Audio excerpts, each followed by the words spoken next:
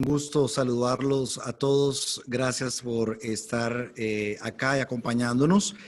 Especialmente quiero darles las buenas tardes al máster Cristian Bonilla Cruz, decano de la Facultad de Arte, Diseño y Comunicación Colectiva de la Universidad Latina de Costa Rica, el máster Nasira Castillo Alfaro, coordinadora académica de la Escuela de Relaciones Públicas de la Universidad Latina de Costa Rica, el máster Enrique Ugalde, coordinador académico de la Escuela de Publicidad de la Universidad Latina de Costa Rica, el licenciado Michael León Delgado, coordinador académico de la Escuela de Periodismo, y el estimado claustro docente y comunidad estudiantil tanto de Costa Rica como de la Universidad Ecotec, que también nos acompañan desde Ecuador. Un cordial saludo.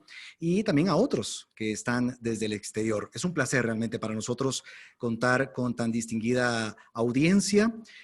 Para las escuelas de relaciones públicas, de periodismo y publicidad es de absoluta vitalidad y de importancia la participación plena en este conversatorio. El título, como ya lo conocemos, es La comunicación política en medio de la pandemia.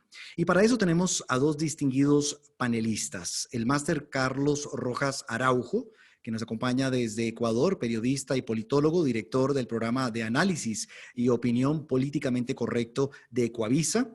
Y también tenemos al doctor Marlon Mora, periodista, académico e investigador, director del canal de la Universidad de Costa Rica, creador del proyecto ciudadano Voto CR y programas de periodismo en el 15 y 360.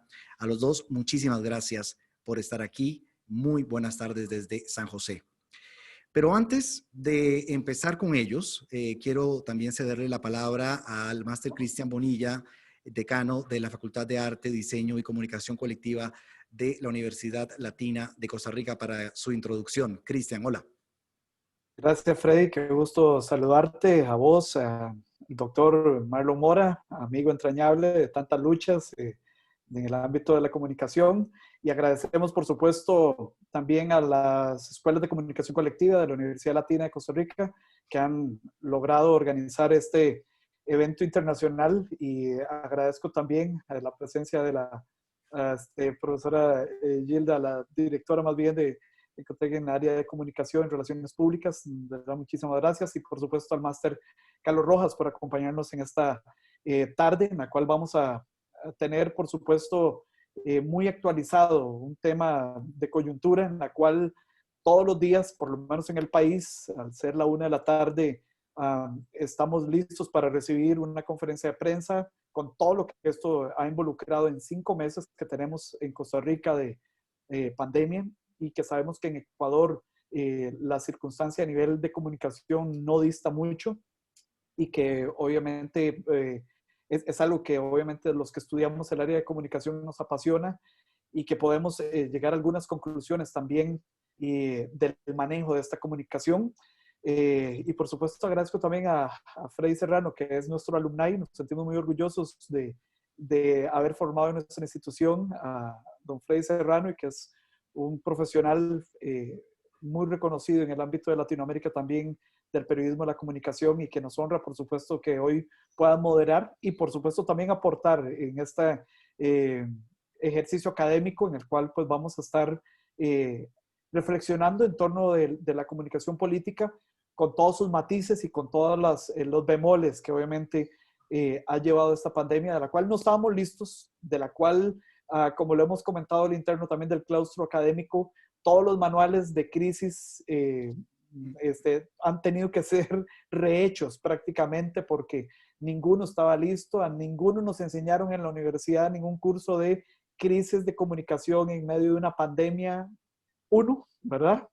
Y ahora podríamos llevar hasta 5 cursos completos de esto que todos los días vamos aprendiendo, que los mismos gobiernos y los políticos han venido también aprendiendo, algunos haciéndolo de una manera responsable, y otros, como lo vamos a estar viendo el día de hoy, pues también tratando de aprovechar incluso una coyuntura de salud pública para jalar caudales a sus arcas políticas. Pero bueno, el doctor Mora y el máster Rojas podrán explicarlo con mayor detalle. Ahora estamos muy agradecidos con todos los estudiantes, profesores administrativos y gente que se une también a esta a esta transmisión, de la cual ya tenemos cerca de 70 personas conectadas en este momento y que de verdad esperamos que sea del mayor provecho. De verdad agradecerles a todos y gracias a Ecotec también que, bueno, ya somos hermanos, de verdad, no solamente de compartir algunas actividades académicas, sino que esta es su casa y como lo hemos dicho en otras ocasiones, esperamos el día donde ya podamos verles también físicamente y recibirles acá en Costa Rica con mucho gusto. Muchas gracias al máster Cristian Bonilla por estas palabras introductorias. Le doy también la oportunidad al licenciado Michael León Delgado, que es coordinador académico de la Escuela de Periodismo de la Universidad Latina de Costa Rica, para que nos ofrezca su introducción. Michael. Gracias, Freddy. Muy buenas tardes a todos, a los estudiantes, docentes y demás personas, tanto de Costa Rica como de Ecuador, que se encuentran en este momento en este conversatorio. En primera instancia, agradecer a los exponentes que tenemos la tarde de hoy, a Carlos Rojas por su anuencia a participar en este conversatorio de la comunicación política en medio de la pandemia, y también a Marlon Mora, un colega que tenemos varios años ya de conocernos también y conocer un poco su trayectoria en temas gubernamentales también. Agradecer muy importante la realización de este conversatorio a la Universidad de Ecotec, especialmente por la ayuda de su rectora, que es Gilda Alcíbar, por todas las gestiones durante este mes prácticamente atrás que estuvimos en coordinación para poder formular este conversatorio que es de suma importancia tanto para los estudiantes que están en su formación en comunicación, tanto de Ecuador como de Costa Rica, y esto lo que nos permite en medio de una pandemia es estrechar lazos que nos van a permitir seguir trabajando a futuro en otras acciones para favor de nuestros estudiantes, de nuestros docentes y, en fin, para crear mejores profesionales. Muchísimas gracias. Ya tenemos 73 participantes y estamos seguros que la audiencia seguirá incrementando en los siguientes minutos. Le robo nada más unos breves momentos para explicar lo que va a ocurrir de ahora en adelante. Vamos a tener la ponencia, por supuesto, de nuestros dos invitados especiales y justo después de eso haré algunas preguntas. Como buen periodista no me voy a prohibir el hacerlo, entonces vamos a interactuar en este ambiente de cordialidad como moderador con los exponentes y posteriormente vamos a habilitar un espacio para consultas de ustedes, el público, de forma tal que desde ya les invito a que utilicen el chat que tienen justo en esta herramienta para que puedan ir, conforme van escuchando las ponencias de nuestros dos invitados, haciendo sus consultas que en la segunda parte, como bien digo, estaremos respondiendo. Entonces, en los siguientes 30 minutos estaremos sin más preámbulo, hablando sobre la comunicación política en medio de la pandemia. Y estoy seguro que vamos a ver muchas similitudes en muchas de las exposiciones, de los argumentos, de los puntos que tanto el máster Carlos Rojas Araujo como el doctor Marlon Mora estarán explicándonos desde sus diversas perspectivas. Sin más preámbulo, entonces, si les parece, le doy el pase y la palabra a Carlos Rojas para que pueda introducir el tema y desarrollarlo en los siguientes 15 minutos. Bienvenido. Bien, muchas gracias, Freddy, por tu introducción. Un saludo a todos quienes nos siguen a través de este foro, de este panel. Un abrazo especial para Cristian Bonilla y para Michael León por tu invitación. Es un placer para mí estar junto con la Universidad Latina de Costa Rica conversando sobre los temas que nos importan en el ámbito académico. También un saludo especial para la Universidad de Ecotec, para su rectora Gilda Alcíbar y para su comunidad académica.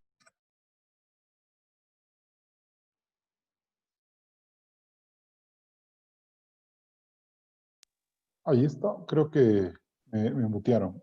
Sí, ya te escuchamos. ¿Se perdieron de algo o puedo seguir ya? No, sí te escuchamos bien. Ok, chévere. Okay. Bien, bueno, luego de la introducción que hiciera Cristian y Michael hace un momento sobre los desafíos que podemos nosotros identificar a lo largo, para la comunicación, a lo largo de esta pandemia, a mí no me gustaría ser muy pesimista, sino más bien encontrar algunos detalles que me han parecido muy interesantes y yo creo que sobre esos deberíamos reflexionar funcionar en cierta manera. Yo creo que esta pandemia puso de cabeza a todo el mundo y creo que en cierta manera volvió a, más que a recomponer, a reposicionar la importancia que tienen los medios de comunicación, particularmente los medios tradicionales de comunicación y el trabajo del periodismo en estas sociedades que más o menos se construyen o que se están forjando desde estas nociones de posverdad. Hasta antes de la pandemia parecía que todo lo que surge en el mundo virtual, en el mundo de las redes sociales, se veían como las últimas palabras y no necesariamente mostraban la necesidad de que el periodismo y los medios tradicionales hicieran o tuvieran un rol definitivo a la hora de construir la historia de los países. A mí me parece que la pandemia nos obligó a un encierro y nos obligó a la necesidad de que como ciudadanía tratáramos de estar en contacto con nuestra comunidad y ese vínculo me parece a mí que tiene mucho que ver con el papel de los medios tradicionales. Digo tradicionales particularmente porque yo siento que en medio de tanta incertidumbre y de tantos mensajes cruzados a través de cualquier persona que puede tener la capacidad de acceder a las redes sociales, me parece a mí que este papel como más que de mediación, sino como de seriedad, de cuidar el establecimiento, lo cumplió muy bien la prensa y los medios tradicionales. No sé, tengo un pequeño retorno ahí, pero sí se me escucha bien, ¿verdad? Breve recordatorio tal vez, Carlos, para los amables asistentes a que pongan en mute sus micrófonos. Creo que está ingresando personas, justo ya tenemos casi 90 personas en audiencia y algunos no tienen el micrófono mute. Entonces creo que eso es lo que está ocurriendo. Si no, nuestro colega Michael León lo puede hacer. Sí. Gracias. Bien, ajá.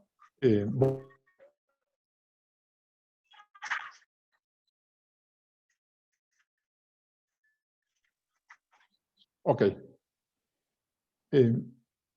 Lo que les estaba comentando es que la prensa, los medios de comunicación tradicionales terminaron cumpliendo un triple rol muy importante a lo largo de esta pandemia.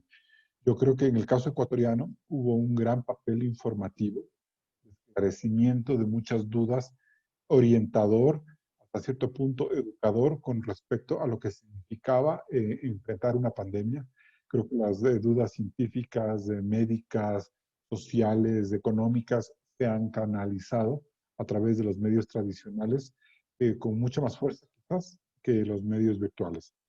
Un segundo papel que yo he visto que se ha cumplido, sobre todo en Ecuador, es que la prensa ecuatoriana, tras una grave crisis económica y social, eh, encontró que esta pandemia destapó un gran manto de corrupción en el manejo y cuidado de los hospitales estatales.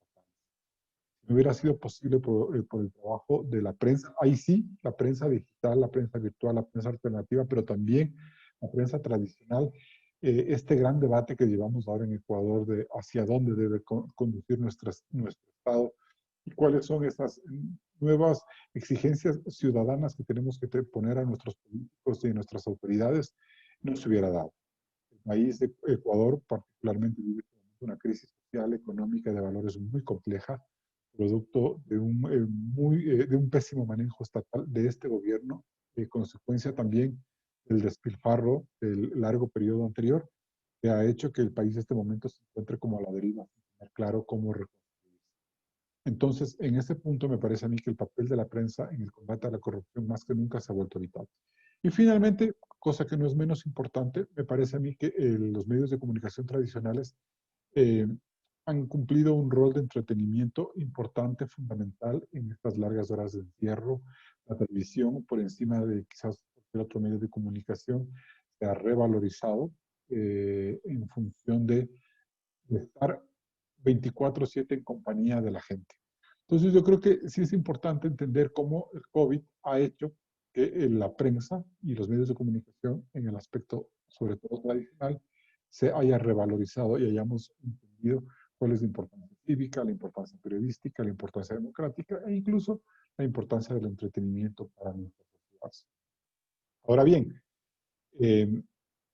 ¿qué tipo de desafíos tenemos por delante? Pues lograr que la prensa siga siendo ese espacio de discusión de los grandes temas nacionales, y para ello se necesita trabajar en formatos innovadores, en nuevas líneas de acción, volver a reencontrarnos con nuestros públicos, pero sobre todo en recuperar credibilidad. Yo creo que mientras los medios de comunicación no trabajemos hacia adelante en la necesidad de reencontrarnos con estas audiencias que nos habíamos echado de menos y que nos habíamos distanciado hace mucho tiempo, es ahora el momento de volverlo a hacer.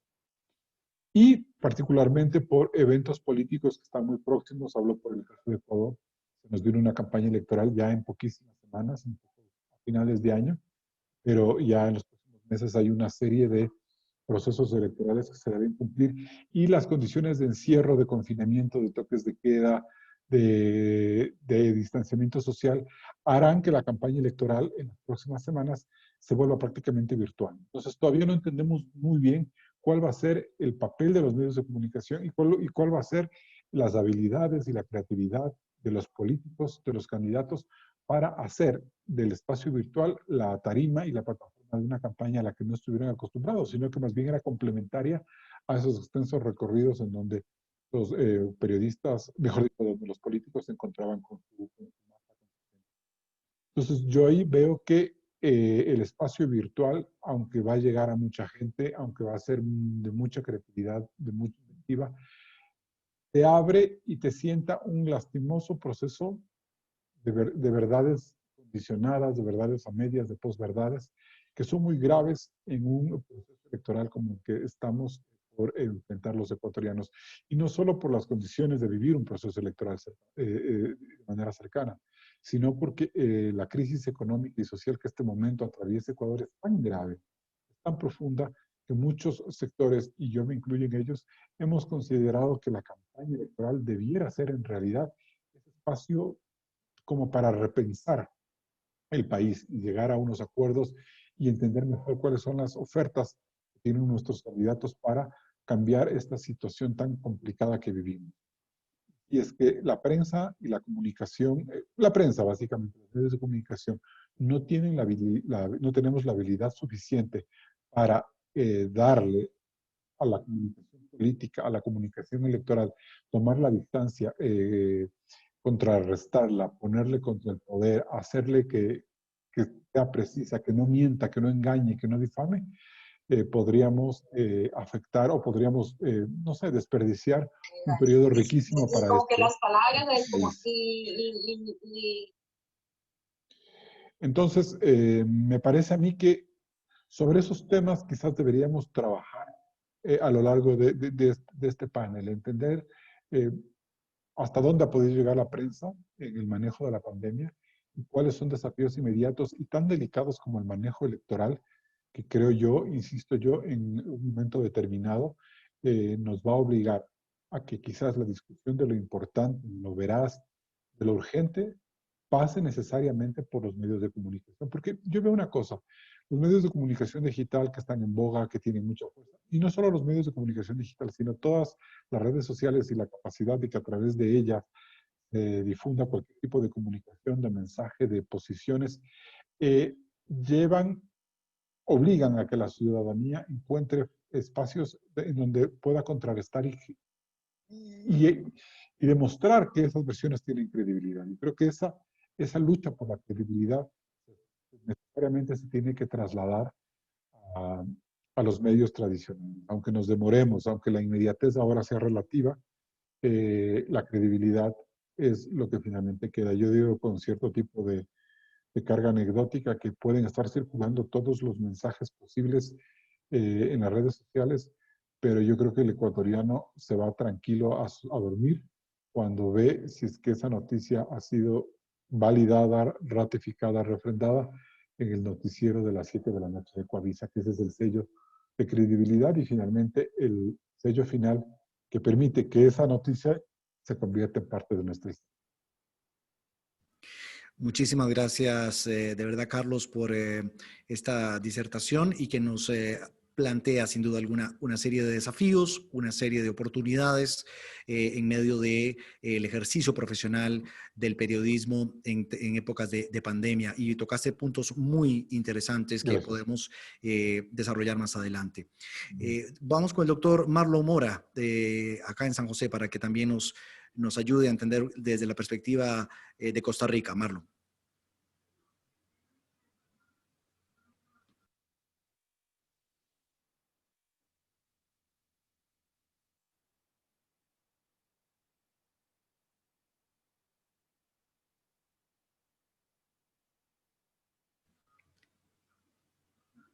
Tal vez es importante, Marlon, si tienes el micrófono en mute, que lo revises para poder ingresar. Vale, ahora sí. Tengo abierta una presentación. ¿Se puede ver, Fred? Sí, sí, ya está visible. Adelante. Muy bien, muy bien. A ver. Ok. Bueno, primero un agradecimiento muy especial. Es un placer compartir con Freddy Serrano. Siempre ha sido sinónimo de periodismo televisivo. Le guardo mucha admiración y respeto. Me encanta la presentación que ha hecho Carlos. Creo que de algún modo somos muy complementarios con las argumentaciones que traigo. También un agradecimiento, por supuesto, a Michael por la invitación a este panel el día de hoy, a los estudiantes de la Universidad Latina, a los estudiantes de la Universidad de Cotec, muy especialmente, por supuesto, doña Hilda Alcibar, y también a don Cristian Bonilla, entrañable amigo con quien hicimos posible varias producciones audiovisuales, y debo reconocer que también tuvo una participación muy importante en un proyecto ciudadano que todavía sostengo, que se llama Voto CR. Y bueno, 3 saluditos así de rigor, uno a Gabriela Esquivel, otro a Karen Burban y por supuesto a Nasira, o más bien así, a Nasira Castillo. Un abrazo a todas las colegas. Bueno, he hecho una preparación de un trabajo que obviamente versa mucho desde la parte fundamental que es en la que me muevo, pero si vamos a hablar de comunicación política en tiempos de COVID, hay que entender claramente que esta pandemia cambió todo. Y coincido con don Carlos cuando dice que de repente no existía un manual de estilo para poder enfrentar esto. Lo refrendó también Cristian cuando nos decía que a la 1 estábamos todos conectados para ver un poco la conferencia de prensa sobre lo que significa en este caso el aumento o la disminución de los casos de COVID-19. Es así como me presento a ustedes. Básicamente quiero que vean esta presentación como el análisis que hace un comunicador en primera instancia, como alguien que también me gusta mucho investigar, entonces van a encontrar en mi presentación reflexiones en torno a esto. Y como decía Sergio Moscovici, también hago mi sentido común posible para traer las reflexiones desde lo que titulé El Ícaro que supo volar. El Ícaro, como ustedes saben, en la mitología griega es el hijo de Dédalo, que cuando tratan de escaparse de la isla de Creta, lo primero que tratan de hacer es salir volando, gracias a unos ajustes en alas que hizo su padre, aquel gran arquitecto que construyó el laberinto donde se escondió, donde se guardó casualmente al Minotauro. Pues bueno, en ese viaje el Ícaro cayó al mar, no supo volar.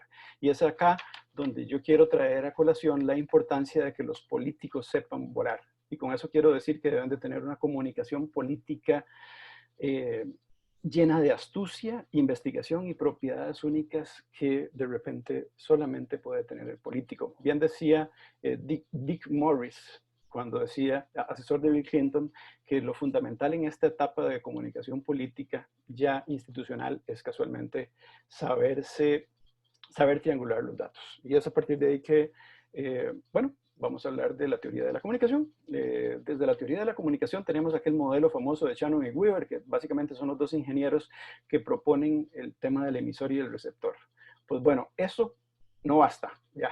El mensaje no basta. Debemos de aplicarnos e irnos mucho más allá. Y es ahí donde nos encontramos la potencia que guardan los discursos.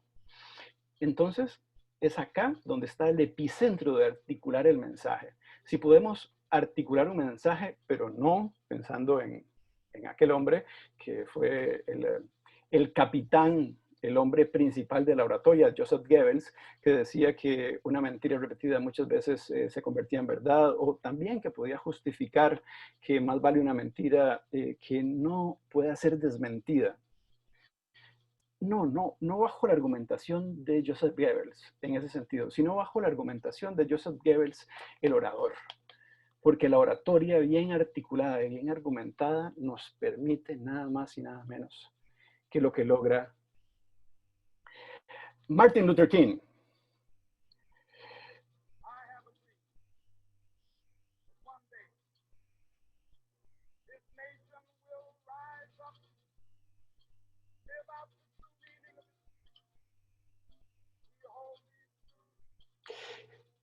¿Por qué Martin Luther King? Aquel premio Nobel de la Paz. ¿Por qué?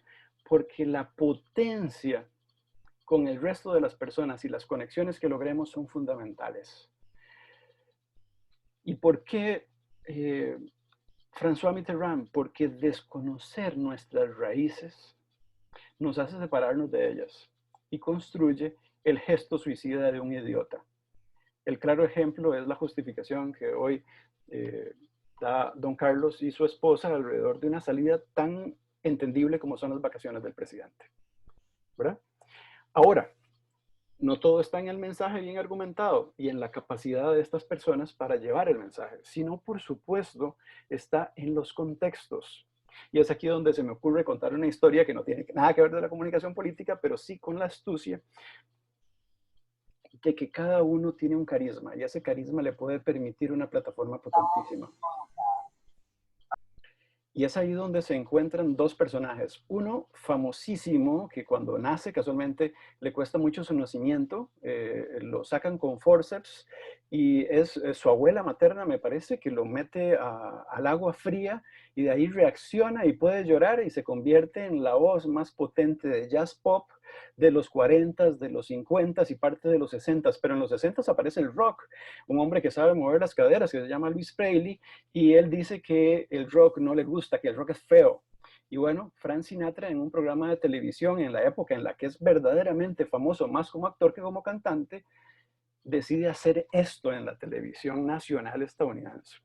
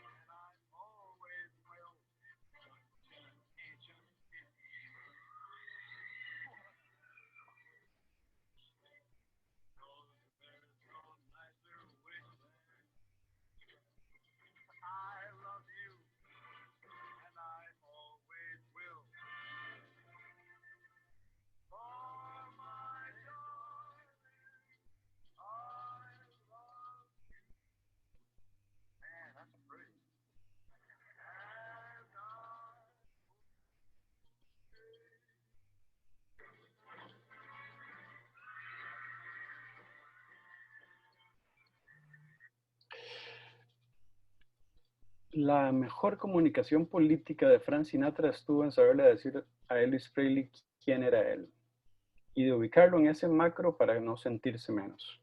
Y bueno, la comunicación política es ganar votos, es parte de los juegos del político.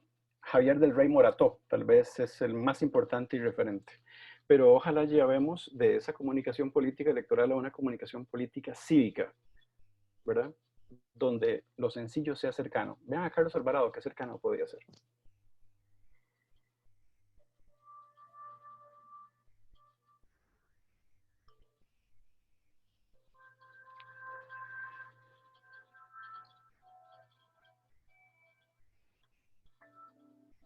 primera vez que creí en algo fue en la música. Aprendí a tocar guitarra y como muchos, me cambió la vida.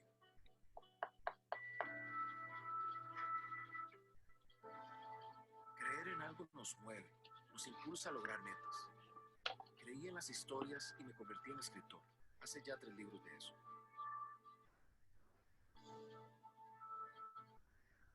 Creí en la educación al estudiar periodismo y ciencias políticas en UCR. Y cuando fui a Inglaterra, gracias a una beca, creí que se puede cambiar el mundo. La vida me ha enseñado a creer en las personas. Cuando conocí a Claudia, mi linda y valiente esposa. En el 2013 encontré la razón más grande de todas para devolverle a este país lo que ha hecho por mí. Dejarle a Gabriel, mi hijo, un mejor país que el que me encontré. Creo en honrar a mis padres. Lo logré el día que Costa Rica consiguió reducir la pobreza en 2 puntos porcentuales, siendo yo ministro.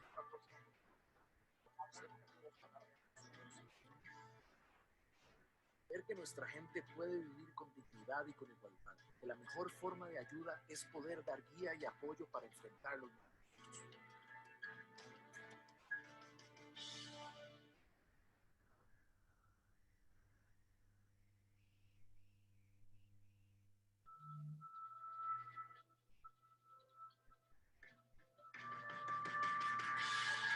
Esta campaña no es acerca de mí, es acerca de que encontremos la confianza para llegar a lugares que no conocemos. Yo creo en este país. Vamos, elijamos el futuro de Costa Rica. Soy Carlos y yo creo.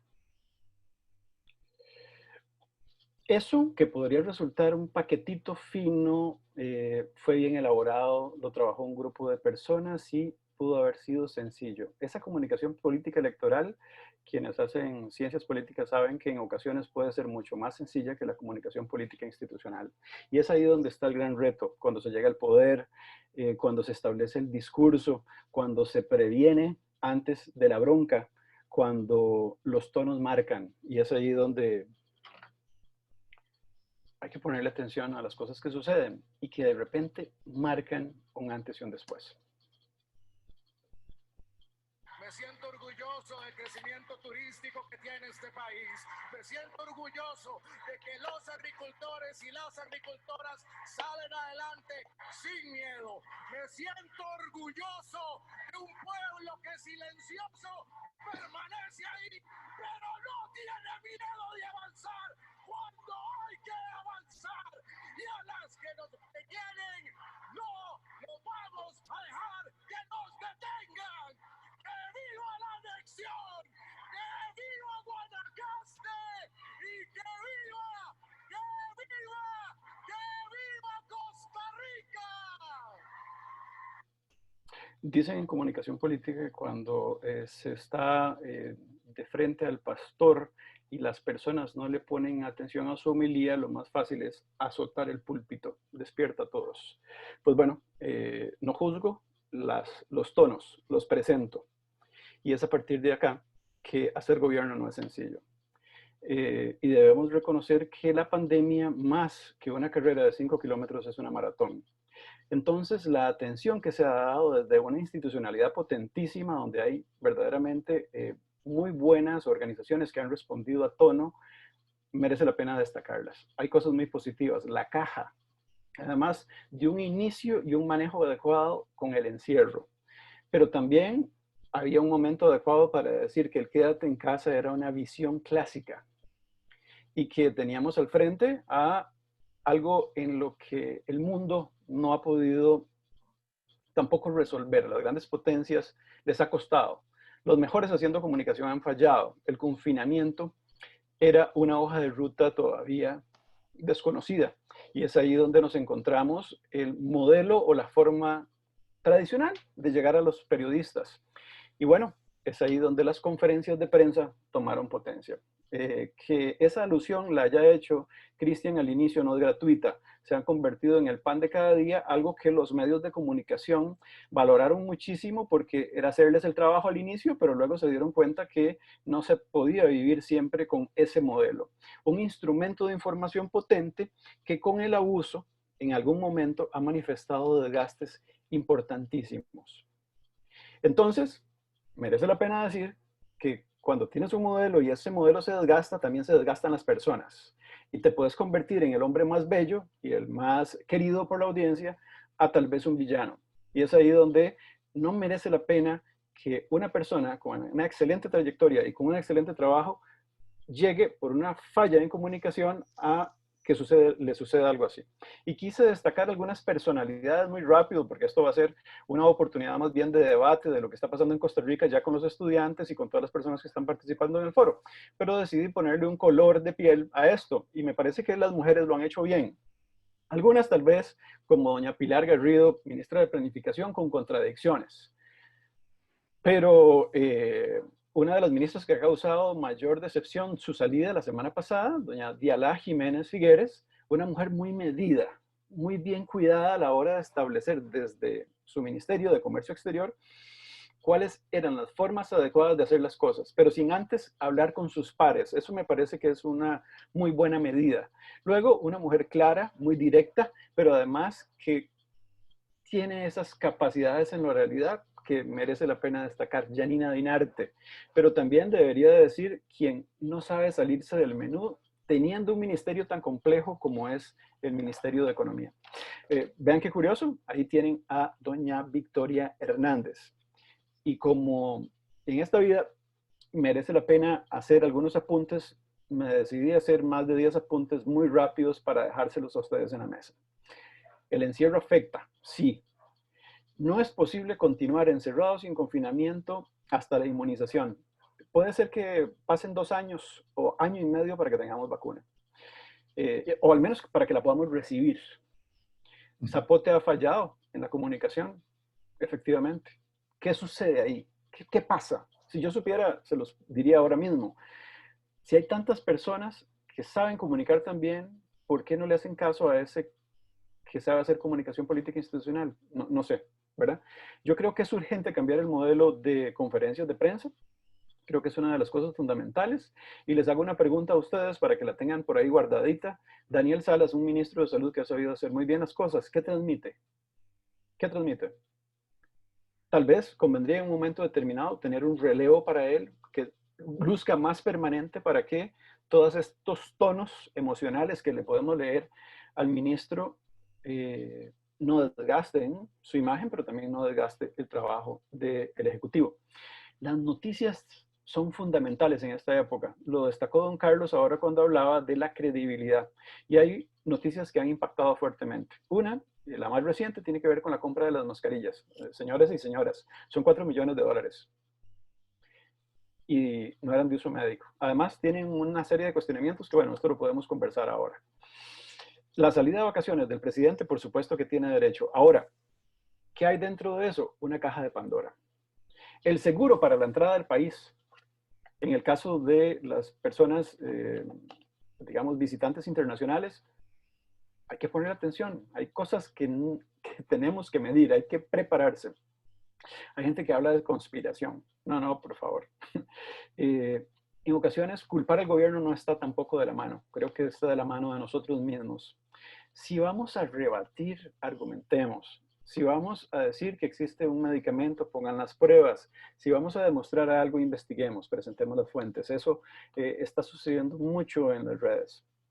Creo que es un momento adecuado para decir que falta mucha empatía. También es para entender que si yo no quiero salir y no quiero exponerme, tampoco tengo derecho a decirle al otro que no. Hay otras personas que tienen derecho a salir y eso es parte del respeto a los otros. Es momento para acompañarnos, para escucharnos y sobre todo para respetarnos.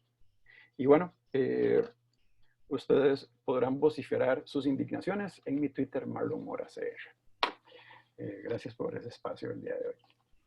Gracias, Marlon. Y por supuesto que la idea de poder plantear estas interrogantes nos ayuda a precisamente entrar en la siguiente fase y es el poder intercambiar algunas impresiones. Quiero hacer nada más un pequeño anuncio y es decirles que en los siguientes minutos también queremos que usted utilice el botón que está en la parte inferior del chat para que pueda escribir con total libertad sus preguntas. Ese es el objetivo primordial para esas 90 personas que estábamos participando de este conversatorio y por supuesto que voy a tratar yo de romper un poco el hielo con algunas preguntas.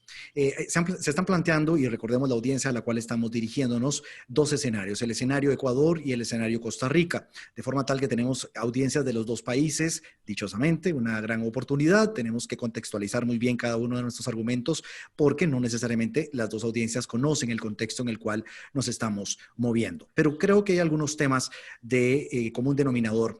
Y yo quisiera tal vez, Carlos, hacerle una consulta. Cuando se habla de crisis, hay muchos expertos en comunicación estratégica que lo asemejan mucho a la emoción. Las crisis en comunicación están totalmente ligadas a la emoción. Yo todavía tengo en la retina las imágenes de Guayaquil y todavía no me las puedo sacar de la crisis humanitaria que se generó en uno de los picos más altos de la pandemia. Fue esa emoción de frustración, de impotencia, de dolor, de organismos internacionales lanzando advertencias al Ecuador y a su mandatario, lo que generaron algún quiebre o punto de quiebre en la comunicación política a tu criterio, o tiene que ver con una seguidilla tal vez de errores similares a las que apuntó Marlon? A ver, cuando hablamos de crisis, me parece a mí que si bien afecta o si bien implica un factor emocional, como tú bien lo pones, yo creo que la crisis simplemente es el resultado de algo que no estaba esperado, que era algo inesperado. Yo creo que para mí ese es el principal, esa es la principal definición de lo que es una crisis en el campo de la comunicación. Algo que te llega y que tú no tienes la posibilidad de controlarla y ni siquiera de entenderla. Yo creo que hay dos formas de entender la crisis de comunicación que pudo haber surgido a lo largo de la pandemia del COVID, sobre todo en Guayaquil. Es una crisis que es producto quizás de la torpeza y de errores propios de los equipos de gobierno y de comunicación, que creo que eso se puede solucionar, se le puede advertir con cierto tipo de, bueno, de refrescamiento, de replanteamiento de algunas ideas. Pero yo creo que el factor que más influyó en esta crisis en Ecuador, en Guayaquil, fue el desconocimiento. Y creo que cuando hay un desconocimiento, todos los demás indicadores se desbordan en la parte de la vocería y de la comunicación política. Entonces, no es que con esto quisiera yo justificar los primeros errores que cometió la alcaldesa de Guayaquil, los que cometió el gobierno nacional, porque fue coincidencial. Cuando nos explota la crisis de Guayaquil, la sociedad en general, la opinión pública, cuestionó muy duramente el papel de la alcaldía de Guayaquil, de la gobernadora local y del presidente de la República, del gobierno nacional. Entonces, ¿qué pasa ahí? Los dos se equivocaron, seguramente los dos se equivocaron, pero era producto de una crisis que nosotros no sabemos cómo podemos manejar. Entonces, primero, no tenemos idea de cómo funciona el virus. En segundo lugar, cuando eso nos desborda el sistema de salud. Y en tercer lugar, cuando no tenemos los elementos suficientes, como decía Marlon hace un momento, no tenemos los suficientes indicadores, cifras, datos para triangular la información que tenemos, es obvio que vamos a dar unas pésimas señales. Entonces, en este caso, hubo cambio de ministra, hubo la necesidad de que la opinión pública le diga al gobierno que las cifras que estábamos viendo no se compadecían con la realidad de los muertos en las calles. Y el gobierno, yo creo que en un acto de franqueza terminó diciendo, sí, no son las cifras ya cuando hubo un cambio de ministro, porque los muertos se nos van de las manos, pero son las cifras a las que nosotros podemos llegar. Recordemos que en esos momentos no había laboratorios con la suficiente capacidad para hacer pruebas, no había los insumos para hacer pruebas, la gente se moría en las calles, porque el epicentro explotó yo creo que el epicentro de América Latina explotó en Guayaquil. Entonces, hay una combinación en este caso de dos tipos de manejos erráticos de la comunicación. Una, propio de cuán bien o cuán mal hicieron los gobiernos locales y nacionales, y el otro de cómo esta pandemia nos movió el piso. De ahí, pues pueden haber algunas lecciones. Las lecciones yo creo que más grandes que se deben sacar para mí, desde el punto de vista de la comunicación y como periodista más que como comunicador, es la transparencia. Yo creo que en estos momentos en donde bullen las redes sociales por todas partes, en donde es tan fácil desmentir a un funcionario, donde ya no podemos dudar de la capacidad crítica y analítica de la gente, porque yo me he dado cuenta a través de redes sociales la gran capacidad que tiene el ciudadano promedio para ser perspicaz, para cuestionar, que uno no puede permitirse ni ocultar datos ni obviar otros.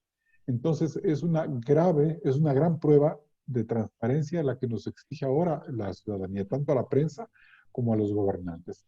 Y si los gobernantes no entienden que la transparencia es la mejor estrategia para llevar adelante una crisis, están perdidos. Yo les digo una cosa, cuando la crisis explotó en Guayaquil, todas las críticas fueron hacia la alcaldía de Guayaquil y prácticamente la alcaldesa se hundió en la impopularidad durante ese tiempo. Claro, en Quito, la capital de la República, esa crisis no se sentía y vimos a un alcalde que con mucha más calma, que con mucha más tranquilidad, con la ventaja de que era un médico y además es un radiodifusor, entonces es un gran comunicador, sobre todo con las zonas populares, la ciudadanía percibió que el alcalde de Quito estaba llevando la emergencia y la crisis de una mejor manera. Y en ese momento incluso una polémica, una pelea regional entre quiteños y guayaquileños que siempre existe, pero en este caso se profundizó en el sentido de que nuestro alcalde, que es de un rango mucho más humilde que la alcaldesa de Guayaquil, estaba haciendo un mejor trabajo. Pasaron los meses cuando ya se normalizó la situación en Guayaquil y empezaron a subir los casos de contagio en Quito y se empezó a descontrolar la situación en Quito, el alcalde de Quito empezó a tener unos serios problemas de credibilidad. No solo porque la crisis le sobrepasó, sino también porque explotaron algunas denuncias de corrupción alrededor de él, en su entorno. Entonces, nos dimos cuenta de que el alcalde empezó toda esa magia que nos había inoculado a la ciudadanía, incluyendo a la prensa, de un alcalde con sentido común, inteligente, buen comunicador, tranquilo, sin afán de polemizar ni de ser protagónico, se le cayó toda la estantería al piso porque la ciudadanía se empezó a dar cuenta de que las pruebas que importó no eran las suficientes, estaban por caducarse, que la gente se seguía enfermando, que hubo un desorden en la ciudadanía, etcétera, etcétera. Y en cambio, vimos que la alcaldesa de Guayaquil empezó a hacer un trabajo más metódico, más ordenado, y ahora la ciudad está mucho más controlada que la de Quito. Entonces, una conclusión interesante en este tema es que los gobernantes que no tienen COVID gobiernan mucho mejor que los gobernantes que tienen COVID en sus ciudades. Es decir, eres buen alcalde cuando manejas o tienes la crisis del COVID de lejos o cuando está apenas empezando. El momento en que la crisis, en el momento en que el COVID se empieza ya a desbordar, empiezas a tener puntos. Y claro, esto no es un tema solo de comunicación, sino de gestión administrativa. Y ahí hay una segunda reflexión que yo quiero hacer. Cuando un alcalde, un gobierno, una institución administrativa o privada o pública no hacen un buen trabajo, no generan un buen desempeño, no tienes nada que comunicar. Entonces, en estos momentos de posverdad, en estos momentos de comunicación y cultura digital, tampoco puedes, como hacía Goebbels, maquillar una realidad que a la vuelta de la esquina te va a pasar factura. Entonces, como grandes conclusiones puedo decir que un gobierno que no es transparente no puede hacer una buena comunicación política. Un gobierno que no haga una gestión honesta y una gestión eficiente de su trabajo no tiene que comunicar. Entonces ahí están para mí los factores fundamentales para entender cuán importante es la comunicación, pero la comunicación por comunicar no lo es. Gracias, Carlos. Marlon, la misma pregunta y basándonos un poco en los comentarios de nuestro colega Carlos Rojas. En Costa Rica se ha vivido también una serie, y lo mencionaste en tu presentación, de fatiga. Hiciste un recorrido por los personajes, por sus formas de comunicar, por la forma en que también se perpetúan enfrente de un micrófono diariamente a dar un reporte, y que eso podría estar generando un cansancio que después comienza a generar lo que hemos visto en Costa Rica en los últimos días, y son cuestionamientos muy fuertes a la administración. ¿Se asemeja entonces también esta crisis de sentimientos y de imagen, políticamente hablando? Yo lo que creo es que para hacer comunicación política e institucional en este momento hay que tener en cuenta que existe una crisis, que es la crisis de salud, y paralelamente a esto hay una crisis que está afectando a todo el mundo y Costa Rica no se escapa de eso, que es una crisis económica. Esto tiene que ver con un 24% de desempleo del presidente presentada la semana pasada. Entonces, todos los tonos emocionales cuentan, y voy a aprovechar para tocar un poquito las respuestas que podrían incluir este bloque y que están dirigidas a mí al menos en dos sentidos.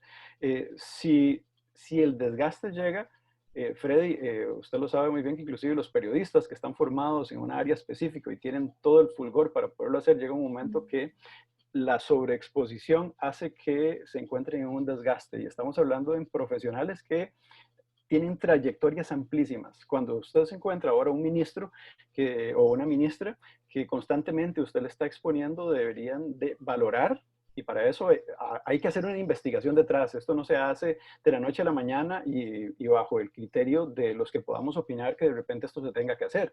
Entonces yo lo que creo es que la conferencia de prensa falló desde un principio, ya no funciona. La conferencia de prensa se convirtió en un streaming periodístico de exposición de la labor de gobierno. Y eso fue un error, a mi parecer. Ese error se capitalizó cuando en un periodo muy amplio, inclusive los propios medios de comunicación le dieron a la conferencia de prensa esa capacidad de hacer streaming. Ahora, me lo pregunta por ahí si hay que hacer una exposición mayoritaria o saberlos cómo alternar. Eso, quien escogió su ejecutivo debe saberlo y debe tomar la decisión de cuál es la fórmula adecuada para saber a quién exponer en su momento determinado. Pero cuando usted tiene una gran cantidad de personas que está exponiendo diariamente, eso creo que puede llegar a caer en error. Ahora, ¿qué efectos sociales tiene esa dinámica de cómo le percibimos? ¿Cómo le percibimos se convierte al final en una percepción social que se ancla acá en nuestra cabeza, desde nuestro imaginario, en una imagen potentísima de lo deficitario que puede resultar la labor del gobierno cuando de repente eso no es así? Ahora, ¿qué modelo sugiero yo? Yo creo que en este caso deberíamos de, en lugar de llenarnos de números constantemente en la mañana o a mediodía, recurrir a las infografías y ponerlas en los medios adecuados. Y a partir de ahí, hablar más de cuál es la respuesta que se está dando en torno a los números. Pero eso es lo que creo. Esto no se convierte tampoco en una pócima mágica y tampoco en una improvisación de una conversación en un foro, sino creo que esto es de un debate constante que debe de estar presente en Casa Presidencial. Pero sí creo que el tono emocional de algunos manifiesta desgaste y debe ser de una revisión pero inmediata antes de que eso cause de acá a diciembre. Y como les digo, esto no se acaba este año. El Ministerio de Educación Pública ya dijo que no hay clases por lo que resta del año. La presencialidad el próximo año es básicamente de pensar muy bien, porque si hay alguien que tiene mascarilla para ponerse y tener un distanciamiento social en una escuela pública donde para 30 personas ahora tienen que meter 10 apenas, Freddy, hay muchos retos. Eso es algo muy complejo. La pandemia no es de la noche a la mañana que se soluciona y esto ni siquiera los países más desarrollados en este momento tienen la pócima adecuada. Hablando de pócimas adecuadas, posiblemente la comunicación también va en doble vía. Estamos hablando de algunas de las falencias que se han detectado tanto en el escenario ecuatoriano como en el escenario costarricense. ¿Qué tal la otra parte de la moneda? ¿Qué falencias se están detectando desde el punto de vista del manejo que tienen los profesionales de la comunicación? ¿Detectan ustedes algunos, lo que llamamos en la jerga costarricense, gazapos periodísticos? En Costa Rica, por ejemplo, Marlon no me dejará mentir, hubo una crítica muy férrea a esas conferencias diarias que siguen 5 meses después por las preguntas que hacían los periodistas, que muchos ciudadanos en redes sociales calificaban de absurdas y que por eso llevaban al ministro de Salud a veces querer perder la paciencia. En el caso de Ecuador, tal vez podemos empezar por ahí, después Marlon nos ratifica. ¿Han visto, Carlos, algunas o han analizado, reflexionado sobre algunas de las cosas que a nivel de periodismo, de medios de comunicación, no necesariamente se han manejado bien? Bueno, yo creo que sí hay un momento, un espacio para reflexionar sobre cómo el periodismo ecuatoriano ha reaccionado frente a esta pandemia. Me parece a mí que la principal falencia es el conocimiento de los temas de salud. Yo creo que hay muy pocos periodistas en el Ecuador, y creo que debe ser la generalidad en América Latina, que han hecho de la salud un campo de especialización. Normalmente los periodistas están para el relajo, para hablar de economía, de política, de corrupción, de crónica roja, de espectáculos, y no nos hemos ocupado de la verdaderamente importante. Entonces, sí ha sido como un aprendizaje paralelo de entender bien cómo funciona la salud, cómo funciona la medicina, cómo funciona la biología, y tratar no solo de entender esas áreas, sino de transmitir a la gente con un lenguaje mucho más adecuado. Eso por un lado. Por otro lado, creo yo que no sé, el gran problema que se generó también alrededor de la prensa ecuatoriana es que hay una muy baja credibilidad sobre las instituciones que nos gobiernan. Por lo tanto, me parece a mí que muchos sectores, muchos medios de comunicación, muchos formadores de opinión más a título personal antes que ya como instituciones, como medios, eh, trataron de, trataron de politizar absolutamente todo. Yo no sé cómo sea en otros países, pero yo sí que puedo decir que en Ecuador tendemos a politizar absolutamente todo y a encontrar en cada hecho una interpretación política que trate de desnudar un uso de corrupción o una intencionalidad determinada. Entonces, sobre esa visión, me parece a mí que se ha generado mucho del debate nacional. Han sido momentos en que la prensa ha tenido que transmitir la inconformidad de los ciudadanos, no solo por el miedo a enfermarse, sino por el desorden de la economía, por el mal funcionamiento del sistema de salud, por los hechos de corrupción. Creo que esos ingredientes adicionales que se dieron en Ecuador a lo mejor no estuvieron presentes en otros países. Es una particularidad muy propia de Ecuador. Por ejemplo, Perú hay un desborde de la situación de salud, hay una crisis alrededor del empleo y todo lo demás, pero quizás no ha sido tan fuerte la crítica al Estado por la calamidad de sus arcas fiscales, en donde Ecuador no tiene literalmente para comprar una pastilla más porque no tiene dinero. Entonces, frente al gran problema de la crisis sanitaria, hemos tenido que hablar de recaudación de impuestos, de quiebra del Estado central, de despidos del sector público, de endeudamiento con China, de renegociación de la deuda externa. Entonces, han sido unos frentes innumerables que se han abierto en medio de esta situación. El periodismo ecuatoriano ha tenido que hacer frente también, más bien a una ola de estrategias virtuales de sectores interesados y de periodistas también que hicieron de las fake news un espacio de mucha preocupación nacional. Y creo que también ha sido un aprender, un caminar de la prensa ecuatoriana. Por eso yo decía al principio de mi intervención que quizás el gran renacer de la prensa tradicional en Ecuador ha sido convertirse en un espacio en donde las fake news, el manejo de la posverdad, la mala, el pésimo tratamiento periodístico que se le da a la información en redes sociales ha sido como puesto en orden en la prensa tradicional, y eso ha significado mucha mayor credibilidad. Creo que en medio de todo la prensa ecuatoriana, la prensa tradicional, ha sido un espacio como de ciego frente a este cúmulo de transmitir en los últimos meses. Gracias, Carlos.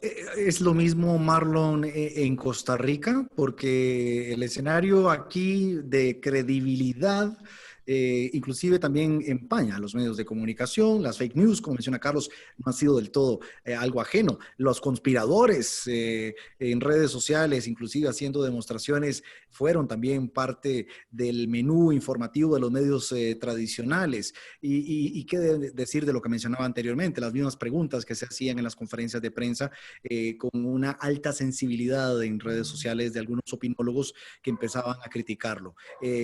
¿Cuál es tu visión al respecto, Marlon? Me voy a referir primeramente a que el modelo de la conferencia de prensa permitió en ese streaming exponer a los periodistas para que la gente viese qué preguntas hacían. Porque antes esas conferencias seguramente se daban, los periodistas hacían sus preguntas, pero no estaban expuestos en televisión nacional. Entonces esto, hizo que una gran cantidad de personas cuestionaran la forma en la que el periodista preguntaba. Yo esperaría que en esas preguntas nunca existiera una mala intención, pero claramente en algunas de esas intervenciones encontramos algunos formatos que la gente categorizó de tal vez de preguntas no necesarias. Y es bueno, es ahí donde entra esa dicotomía entre lo necesario y lo innecesario a la hora de enfrentarse en una conferencia de prensa. Yo soy muy respetuoso, estimo mucho a mis colegas y no estaría dispuesto en este momento a, ¿cómo se llama?, como a establecer un mecanismo donde diga que hay alguno que haya preguntado que no esté bien. Tendría que ver el ejemplo en específico para poder dar mi opinión al respecto. Entonces no quisiera hacer una generalidad sobre eso, pero sí considero que la expresión de toda la conferencia de prensa permitió exponer esas debilidades a la hora de preguntar que se vieron ahí claramente. Lo otro tiene que ver con personajes que tienen muchas personas que le siguen, que en un momento determinado esa exposición de esas personas ante sus audiencias también provocó lo absurdo, Freddy, y yo, y Carlos, y todas las personas que nos acompañan, que a mí, honestamente, eso sí me causa mucha indignación, y es el tono emocional que tienen las redes de demasiado odio en este momento. Por eso creo que es el momento idóneo para que las personas que podamos colaborar en estos mecanismos de bajar el tono emocional ayudaría mucho, porque efectivamente en las redes es demasiado el odio que se respira, el formato en el que se ataca al otro, sin argumento alguno. Es que ustedes pueden ver a un profesional que ustedes encuentran todos los días de frente y no se imaginan qué puede decir en sus redes personales, ¿verdad? Entonces creo que eso es una tarea de cada quien a la hora de cómo maneja esos tonos en sus propias redes. Sí, y Yo se ha quisiera mencionado. hacer una cosa. Adelante, adelante, Carlos. Yo quisiera complementar una cosa que me pareció interesante. No tengo datos empíricos, ni estadísticos, ni que sustenten la teoría como tal. Tal vez a Marlon le voy a dar la tarea. Yo me di cuenta de una cosa. Cuando ocurrió la crisis en Guayaquil alrededor de la alcaldesa, ella incluso se contagió con COVID. Entonces, todos esos momentos que ella vivió fueron duramente criticados por la opinión pública y también, y sobre todo, por este espacio de odio de las redes sociales. Y empezó ella a tener muchas fake news y un asedio, un bullying sistemático que me pareció a mí desmedido. Yo, en cambio, me daba cuenta de que el alcalde de Quito, en esos momentos en que él estaba manejando supuestamente bien la crisis, no tenía esa reacción. Y cuando empezó a cuestionarse la actitud del alcalde y empezó a tener problemas el alcalde, subieron las fake news y subió el asedio en redes sociales en contra de él y bajaron los del alcalde de Guayaquil. Esa es una percepción, me late que así siguieron las cosas. Entonces, a mí me parece que cuando en muchos foros, en muchos webinars, muchos políticos se preguntan qué hacer en contra de la noticia falsa, del grupo de trolls, del asedio, cuál es la forma de neutralizar esas cosas que parecen incontrolables. Yo alguna vez a una funcionaria pública en una comida antes de la pandemia le dije, me parece a mí que la mejor forma es ser transparente y hacer bien su trabajo. Cuando usted actúa de buena fe y hace bien su trabajo, estoy seguro de que se neutraliza esa capacidad de generar odio político o de hacerle daño. Y no sé si es que yo tengo mi percepción pueda sustentarse teóricamente y pueda hacerse una investigación al respecto, pero me parece a mí que cuando el funcionario flaquea, es más fácil que exista este tipo de fake news y de asedio en redes que cuando le va bien al funcionario. Eso nada más. Coincido completamente con don Carlos. El poder decir la verdad y dar la cara, la gente lo agradece, independientemente de que en un momento determinado se haya las personas equivocado. La transparencia es de este tiempo. Por eso señalaría que en el caso de las mascarillas, cuando en conferencia de prensa se trató como de blindar mucho la información pública alrededor de eso, fue un error también. Ya estamos terminando, voy a hacer la última pregunta para entrar ahora a ver un poco el chat. Yo sé que ya Marlon estuvo revisando un poco las preguntas del chat. Ahí hay un par de preguntas también para Carlos que vamos a abordar tal vez con detalle en los siguientes minutos. Leía en redes sociales justo hoy que posteaba un colega de que a raíz de todos los cuestionamientos que se han dado, no solo en Costa Rica, en diferentes países, pero para darles un ejemplo, Marlon me citó uno que es muy peculiar. El mandatario costarricense y su familia toman vacaciones el fin de semana y ahora resulta que los medios están enfocados de una manera casi que obsesiva en entender quién pagó sus vacaciones, por qué se fue a la playa, quién lo acompañó, si rompió su burbuja social, que muestre las facturas y de repente sale la fiscalía diciendo lo vamos a investigar. O sea, es una dinámica bastante interesante que para muchos podría sonar un poco ridícula, pero la verdad es que sucede. Y en Costa Rica se politiza también, al igual que en Ecuador, Carlos, absolutamente todo. Entonces, la pregunta concreta es, ¿estamos ante una situación también de actores que quieren llevar aguas a sus propios molinos electorales en medio de la pandemia? Carlos. En el Ecuador sí, sí. A ver, el factor de desgaste que tiene este momento el gobierno nacional le impide que cualquier otro partido o sector político le tienda la mano, tanto en la legislación, en la Asamblea Nacional, cuanto en la concertación a nivel de alcaldías y de prefecturas, es decir, de gobiernos seccionales, y hasta en espacios mucho más etéreos, pero también muy eficaces en la legislación, como puede ser una constitución.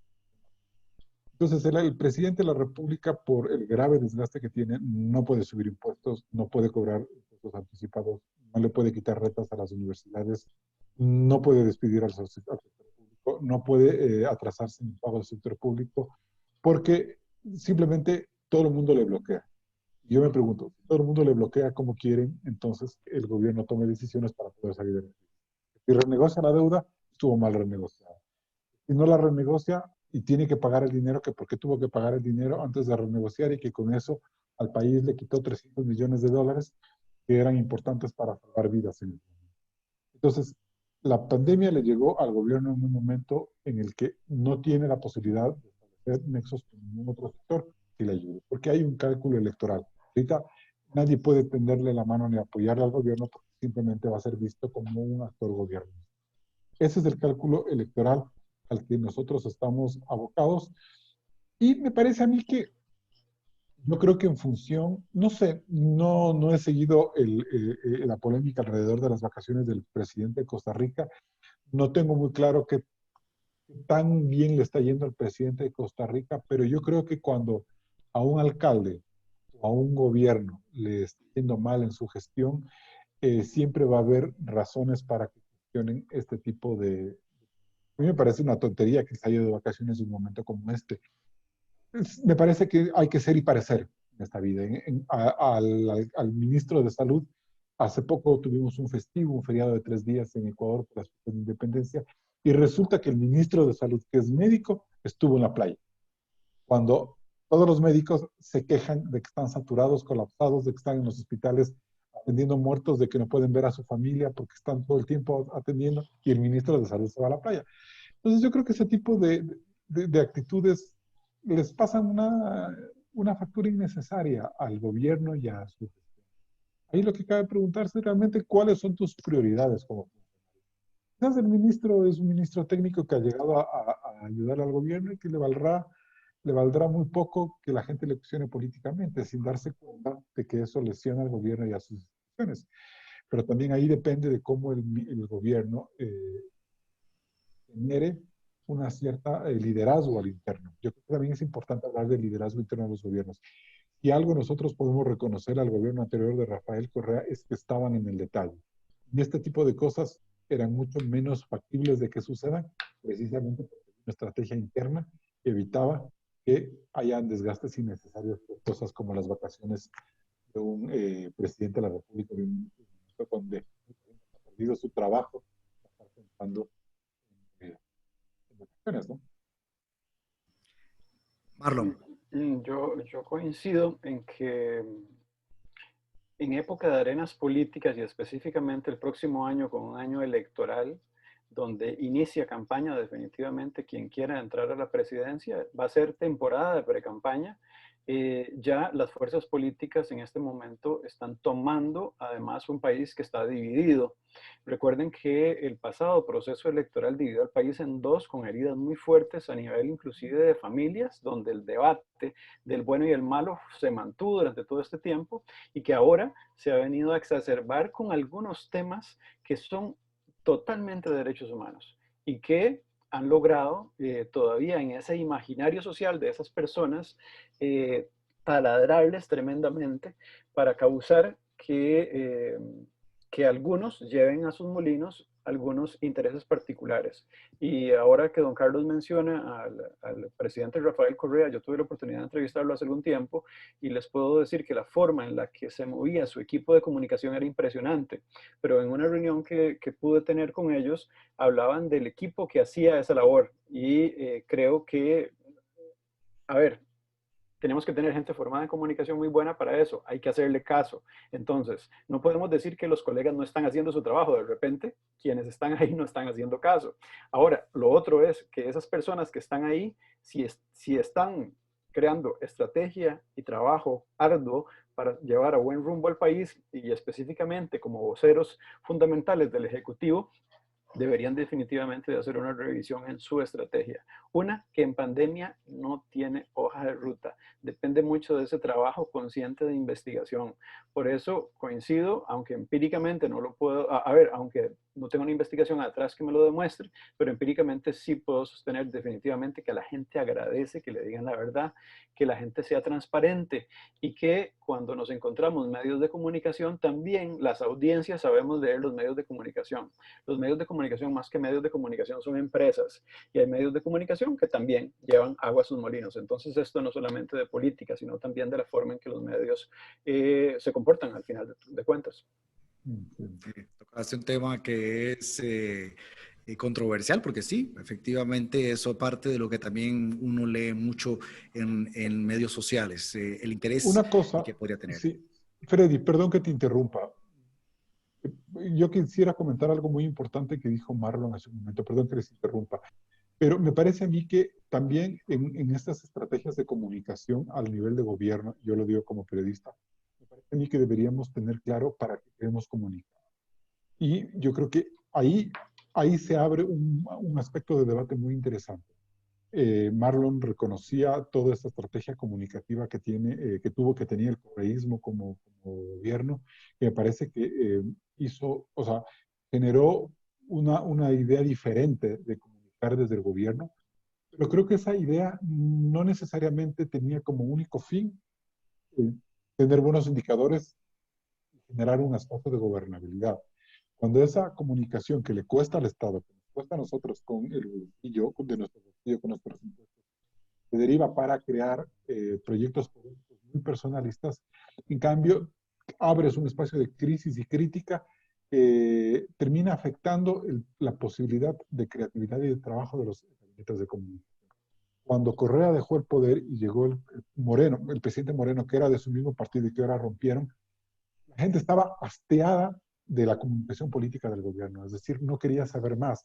Sentíamos que teníamos a Correa hasta en la sopa y con un discurso finalmente de odio, de confrontación, de persecución, de despilfarro de dinero, porque sabíamos que toda esa estrategia comunicativa al país le costaba miles de millones de dólares que ahora nos hacen tanta falta.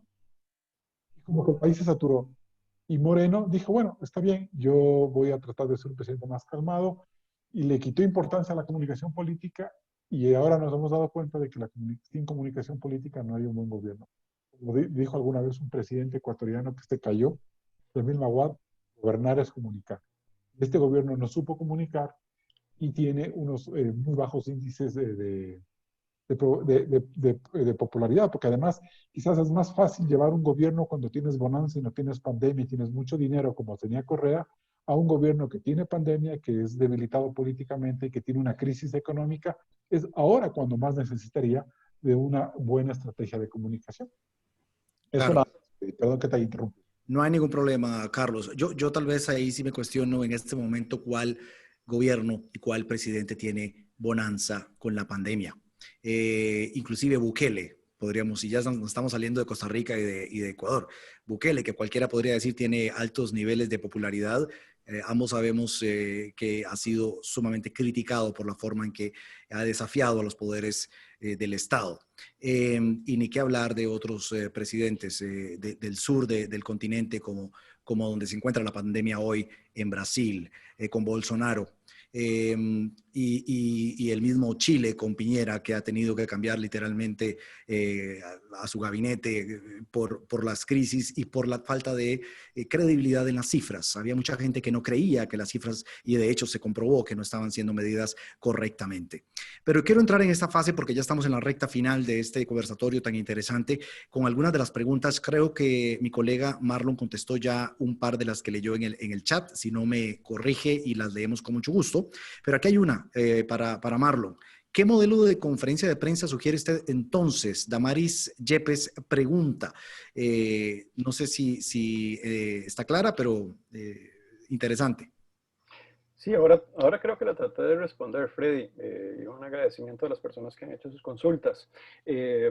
Si alguien tiene la fórmula para hacerlo, creo que depende mucho de investigación. No quiero improvisar. Di una pequeña hoja de ruta que podría funcionar.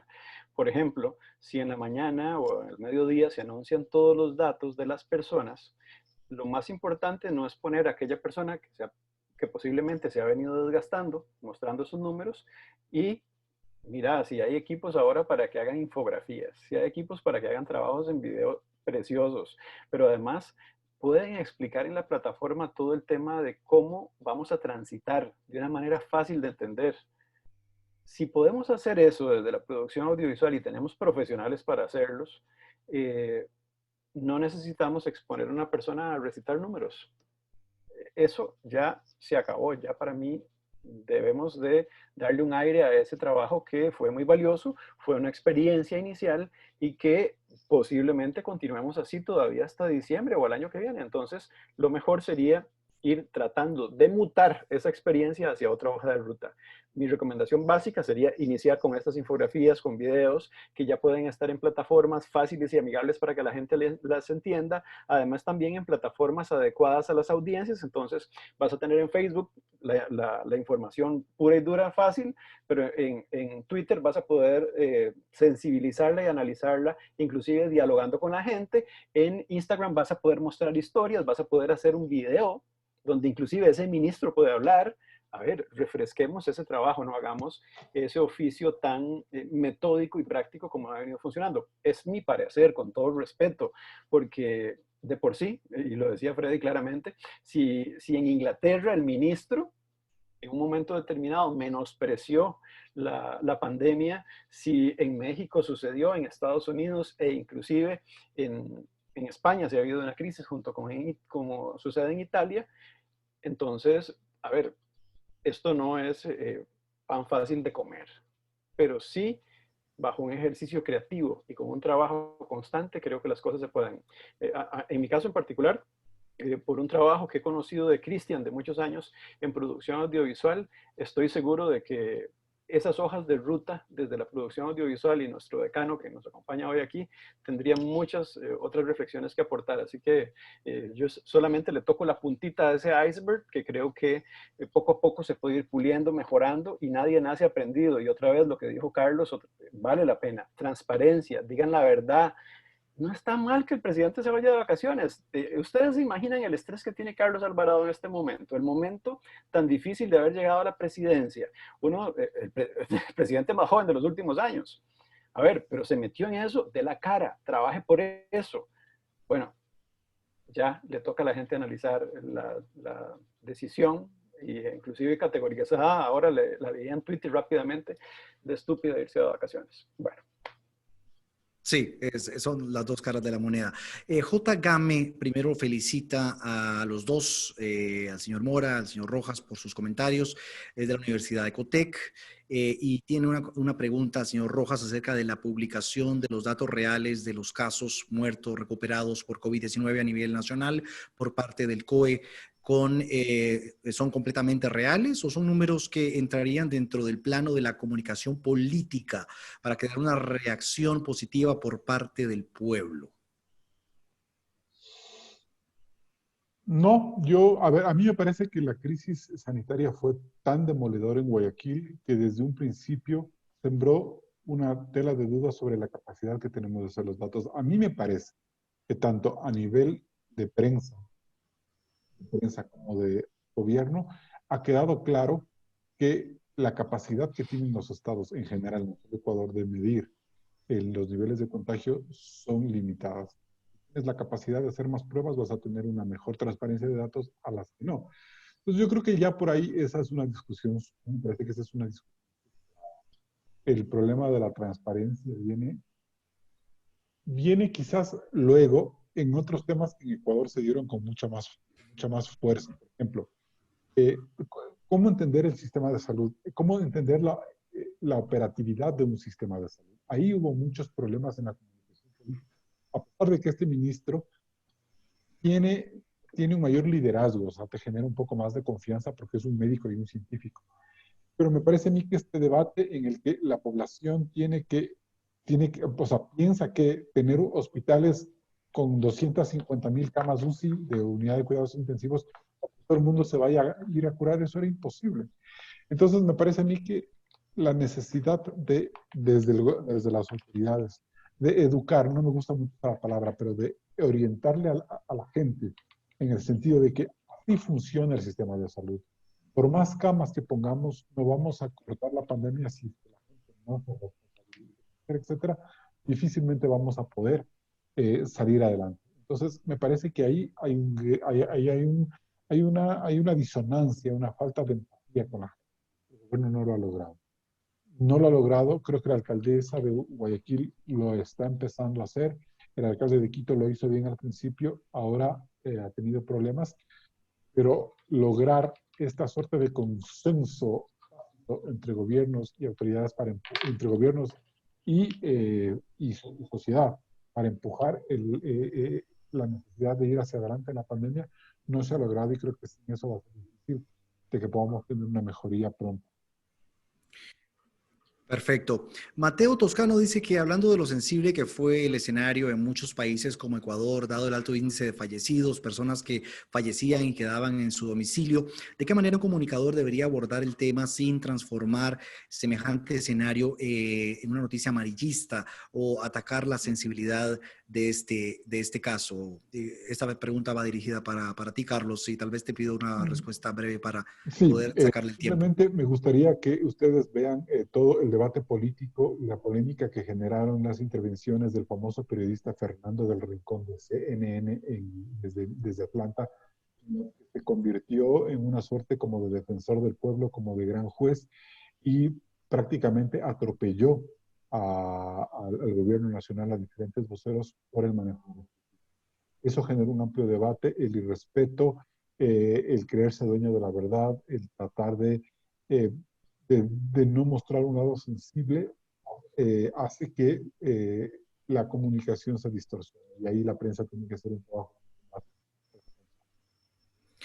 Hay una pregunta que también se deja ver un poco ahí y en ánimo de ahorrar el tiempo, quisiera hacérsela a los dos.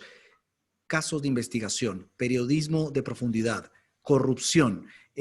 Marlo mencionaba en su exposición y creo que en su interlocución el tema de las mascarillas y cómo la Caja Costarricense del Seguro Social está siendo en este momento foco de una tormenta por la compra irregular, entre comillas, porque está siendo investigada de esas mascarillas. Y creo que Carlos en su momento también, en su primera introducción, habló de temas de corrupción. La pregunta entonces, que también se extrae mucho de lo que los estudiantes están poniendo en el chat, tiene que ver con periodismo de calidad. ¿Estamos haciendo periodismo de calidad en ese sentido, Marlon, tomando ese caso de la Caja como un ejemplo? Yo creo que hay esfuerzos muy importantes. El trabajo que hacen los colegas es muy valioso, retomando lo que sucede cuando se cae en el sensacionalismo. El momento último de la vida, que es nuestra muerte, debe ser motivo de respeto de nosotros como ciudadanos haciendo periodismo. Y hay muchos medios de comunicación que caen en malas prácticas profesionales que eternamente han sucedido así, y que creo que las audiencias en algún momento castigarán a los medios cuando caen en ese tipo de malas prácticas. Y creo que lo conveniente en este caso en particular es reivindicar derechos desde la vía judicial. Ahora, este escenario, ¿verdad?, que es de periodismo sensacionalista puro, luego encontramos otro escenario donde hay esfuerzos por ese periodismo investigativo. Yo dirijo un medio de comunicación de servicio público donde creo que presentamos trabajos de investigación muy bien fundamentados, y aprovecho para hacer el anuncio. Existe un trabajo que se llama Minuto 15, que todas las personas que estudian periodismo deberían de verlo, donde presentamos un trabajo cortito de 15 minutos, donde semana a semana presentamos problemas nacionales. Entonces creo que eso sí se hace, hay medios que lo están haciendo y merece la pena que se investigue a profundidad. Ahora, la otra cara de la moneda, que tiene que ver con corrupción, todo tiene que pasar por un proceso de fiscalía para poder afirmar eso, pero encontramos realidades de mucha incongruencia. Y ahí aprovecho para concatenar a lo que pregunta Gabriela Esquivel, donde habla sobre, como muchas veces en conferencias de prensa, cuando consultó a algún periodista y quiso hacerle repregunta, se le paró, ¿verdad? Entonces, vean que muchas veces, y el primer caso es el de Pilar Garrido, cuando ella casi sale huyendo para no responder más, ¿verdad? Que esa es la capacidad que tiene tu vocero para pararse de frente y decir, no, no, tranquilo, yo respondo. Y se acabó el problema. Pero bueno, ese es un escenario. El otro escenario ha sido en el que más, tal vez el comunicador, queriendo cuidar a su vocero, a ver, se ha apropiado de algún mecanismo que puede ser desconsiderado con el periodista. Y yo creo que esos límites y esa rayita invisible donde el periodismo libre debe saberse sostener, cae en malas prácticas de comunicación política institucional. Y bueno, tremendamente doloroso para quienes puedan caer en esas malas prácticas. Algo que creo que se ha venido rectificando un poquito, pero sí creo, y coincido con Gabriela, que hay casos donde se han hecho cachitos de malas prácticas, y tantita pena. Esas cosas no se hacen a la hora de que al final en la acera de enfrente podemos estar en cualquier momento. Sin duda alguna. Andrés Herrera dice, en Ecuador la salida del vicepresidente influyó en la credibilidad del gobierno, ya que era una persona que mantenía respeto a pesar de esto. ¿Existe una figura ahora que represente esa credibilidad en el Ejecutivo, Carlos? A ver, yo siento que el vicepresidente de la República no se fue por falta de credibilidad del gobierno, se fue porque tiene un proyecto electoral en manos y él tenía que hacer frente a ese proyecto electoral sin que le cuestionaran el uso de recursos públicos y el manejo de la crisis como una plataforma para que él se haga conocer y sustente su candidatura. Ha sido la principal crítica a un buen hombre que me parece que es el vicepresidente de la República, pero vivía el peor de los mundos. Estaba siendo famoso por el manejo de la crisis, pero no podía utilizar recursos públicos para alimentar una campaña electoral que le generaba un desgaste adicional. Este momento el gobierno tiene una grave crisis política y de imagen. Son los peores índices de popularidad en muchos años de gobierno. Yo veo este momento que el gobierno no tiene un vocero que le genere cierto tipo de tranquilidad. Quizás el ministro de Salud genera al menos respeto en la población, pero con la salida del vicepresidente hay una orfandad y una soledad que bueno, menos mal que les faltan 9 meses de gobierno, porque si les faltaría más, estaríamos pensando hasta una dimisión.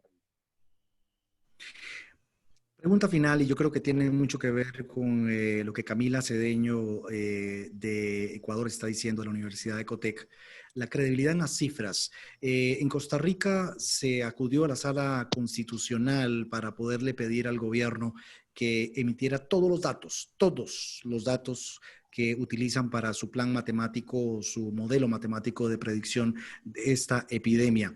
No sé si en Ecuador ha surgido algo similar, pero creo que tiene que ver un poco con lo que Gabriela está tratando de esbozar. ¿Nos tenemos que quedar con el mensaje como tal o tenemos que inclusive cuestionar estas cifras? Pregunta. Tal vez comienzo contigo, Marlon, y termino con Carlos. Yo creo que es lo de siempre, que nos toca a los periodistas. A nosotros nos dan una información y cuando nosotros recibimos esa información tenemos que verificarla y siempre hay múltiples fuentes a las que podemos acudir y esas muchas veces off the record para poder chequear que toda la información que tenemos de frente sea fidedigna. Yo no creo que exista una mala voluntad de parte del gobierno de ocultar información, pero sí existió un claro error de parte del ministro en un momento determinado de no decir algunos números. Y eso en un fácil recurso de amparo se cayó. Costa Rica junto con, a ver, con Jamaica y Uruguay son los que mejores gozamos de libertad de expresión. Eso lo dice Reporteros Sin Fronteras. Y eso se ha mantenido con el tiempo. Y eso es porque cualquier recurso de amparo pone en orden la información de acceso a la información pública. Así que creo que en nuestro caso, cada vez más tenemos que cuestionar los datos. Esa es la labor del periodista. Nosotros no podemos creerle a nadie. No podemos creerle a nadie. Ahora, paralelamente a eso, debemos de hacer investigación.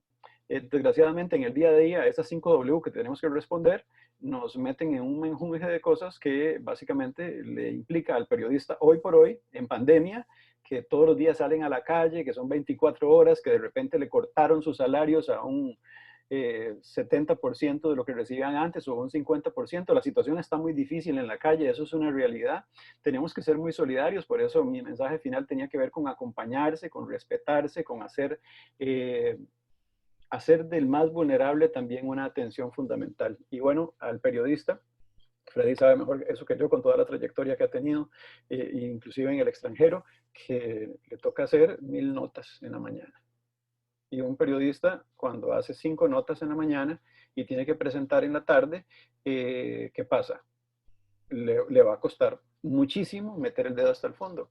Y quien crea que esto solamente sucede en América Latina, tengo muy buenos amigos, por ejemplo, tengo un colega en Telemundo que estimo muchísimo y me decía, no, yo salgo en la mañana con mi cámara, salgo con el carro, pongo la camarita en el trípode, hago la entrevista, la elaboro, la subo a las redes y me pongo saco y corbata, papá, y presento en la noche. Y lo admiro un montón, es un extraordinario periodista. Pero bueno, esa es la realidad. Y bueno, los que han salido fuera haciendo periodismo saben que para que tengan un camarógrafo se les llama ya periodista senior. Entonces, bueno, vean que esta bronca no es solamente algo que se resuelve y en pandemia mucho más complejo. Así que mis respetos para todos los colegas que en estos días hacen noticias. Eso no es jugando, no es jugando. Carlos. Bueno, siempre hay formas de contrarrestar la información. Creo que sí, algo de bueno tenemos que aprender de de la facilidad que nos da la comunicación virtual, es que siempre podemos tener un universo de data, hay que saber manejar la data, hay que saber entrar en esa data, interpretarla.